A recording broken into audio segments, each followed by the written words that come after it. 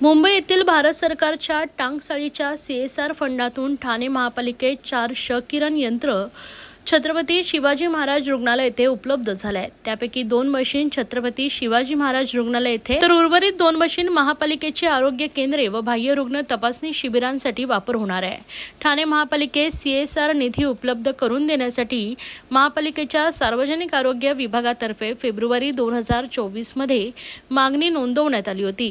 त्यानुसार security printing and meeting corporation of India limited अंतर्गत असलेल्या भारत सरकार टांगसाळ मुंबई यांच्या तर्फे 1,21,00,000 रुपये निधी उपलब्ध झाला आहे। या निधीतून त्यांनी महापालिकेत 4 पोर्टेबल एक्स-रे मशीन उपलब्ध करून दिल्या आहेत। या मशीन छत्रपती शिवाजी महाराज रुग्णालय येथे दाखल झाल्या आहेत। आयुक्त सौरभ राव यांनी या निधी उपलब्धतेबद्दल केंद्र सरकारचे आभार मानले असून या मशीन्समुळे रुग्णसेवेला फायदा होईल अशा भावना व्यक्त केल्या आहेत। रुग्णाला मोफत एक्स-रेसाठी आरोग्य केंद्र किंवा पालिकेशी संलग्न असलेल्या खासगी लॅबमध्ये जावं लागत होतं।